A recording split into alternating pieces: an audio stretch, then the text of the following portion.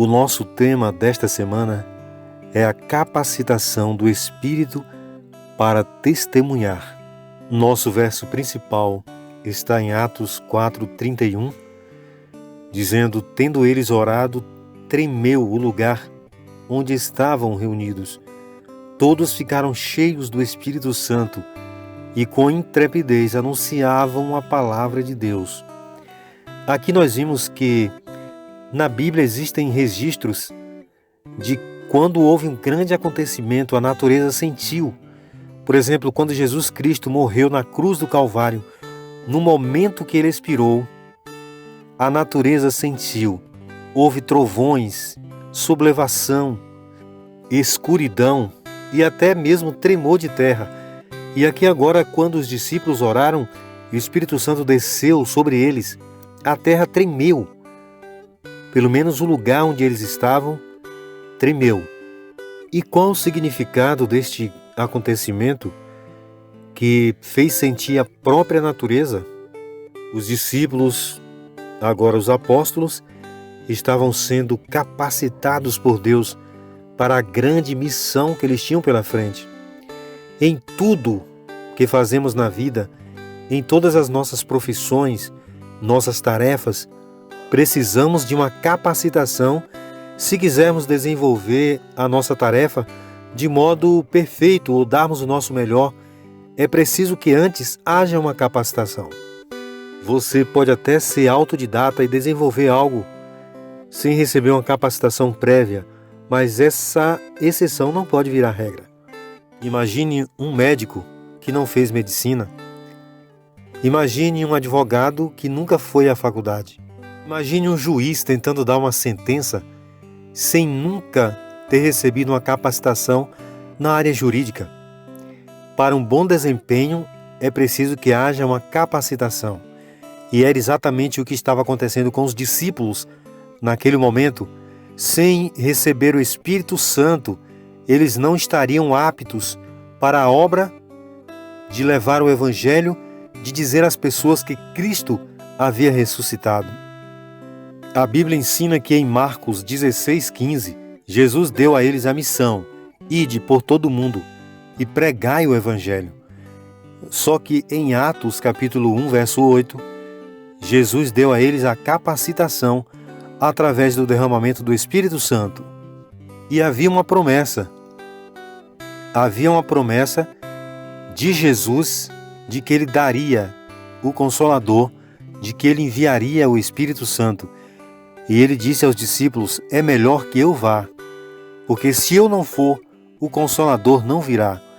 Jesus estava dizendo naquele momento que ao ele subir ao céu, para continuar a obra de salvação no santuário celestial, intercedendo pelos nossos pecados, ele enviaria o Consolador, o Espírito Santo, que estaria em todo o tempo conosco.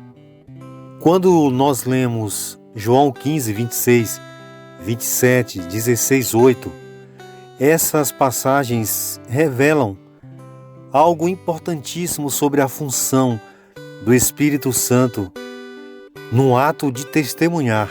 A Bíblia diz que ele tem a função de convencer e testemunhar às pessoas. Segundo a Bíblia, o Espírito Santo testifica, ou seja, ele testemunha de Jesus Cristo. O seu objetivo final é levar o maior número de pessoas a Cristo.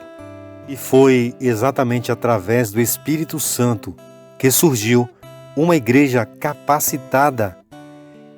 Sem o recebimento do Espírito Santo, fica difícil ou quase impossível cumprir a obra de salvação, de testemunhar às pessoas de Jesus Cristo. O livro de Atos tem sido corretamente chamado de Atos do Espírito Santo. O livro de Atos é praticamente a história de cristãos consagrados, cheios do Espírito Santo, impactando o mundo em favor de Cristo. Quando nós lemos Atos 2, 41, 42, Atos 4, verso 4, 16, 15, nós entendemos que esses versículos mostram que a igreja cresceu rapidamente. E qual a mensagem que Lucas, que é o autor desse livro, quer mostrar para nós em relação ao crescimento tão rápido da igreja. Na verdade, o discípulo quer mostrar para nós os prodígios do Espírito Santo na vida de pessoas humildes, simples, mas pessoas consagradas. E é neste sentido que a Bíblia mostra uma relação entre o Espírito Santo e o testemunho. É necessário que haja a presença do Espírito Santo. O Espírito Santo não é uma força, mas ele é uma pessoa. Em todo o livro de Atos, o Espírito Santo estava poderosamente presente. Ele ministrou aos cristãos e por meio deles, enquanto eles testemunhavam de várias maneiras sobre o Senhor Jesus. Por exemplo, em Atos 7:55, no capítulo 8 também, verso 29, capítulo 11 também, verso 15, essas passagens nos mostram vários testemunhos de pessoas que foram poderosamente transformadas pelo poder do Espírito Santo. Ele executou diversas ações, por exemplo, fortaleceu o testemunho de Estevão, falou na mente de Filipe, desceu sobre os gentios, que era um povo rejeitado, aparentemente rejeitado não por Deus, mas pela religião da época. E ele também uniu e orientou a Igreja de Deus nos assuntos e momentos mais difíceis e polêmicos pelos quais ela passou. E por isso nós dizemos que há uma relação entre o Espírito Santo, a palavra e o testemunho. De acordo com Atos 4:31, capítulo 8, verso 4, 13, 48, nós compreendemos que o Espírito Santo tem uma relação muito estreita com a palavra e com o testemunho, porque foi o mesmo Espírito que inspirou os profetas a escreverem a Bíblia. Por isso há uma relação entre o Espírito Santo e a palavra de Deus. E o ato do Espírito Santo, a função que ele tem de convencer o mundo do pecado, da justiça e do juízo, essa é a relação que ele tem com o testemunho, porque o Espírito Santo é que transforma as pessoas que ouvem a palavra de Deus. A Bíblia tem poder para transformar? Sim, ela tem poder. Exatamente porque o mesmo Espírito que a inspirou muda a nossa vida quando nós a lemos. Quando compartilhamos a palavra, o Espírito atua para transformar a vida das pessoas mediante essa mesma palavra. E para entendermos o poder transformador do Espírito Santo, é preciso compreendermos que o Espírito Santo ele não é uma força, mas ele é uma pessoa que atua. Ele é a terceira pessoa da Trindade. E sendo Deus, ele atua em nós, nos convencendo do juízo que vamos passar, nos convencendo da justiça de Cristo e nos convencendo também dos nossos pecados, nos impulsionando para irmos a Deus, confessarmos os nossos pecados e receber o seu perdão. Por exemplo, um estudo cuidadoso do livro de Atos revela Deus, mediante seu Espírito, operando milagres na vida humana. O livro de Atos exemplifica a vitória do Evangelho sobre preconceitos culturais, transformando hábitos duradouros e profundamente arraigados e ensinando à humanidade a graça de Jesus Cristo.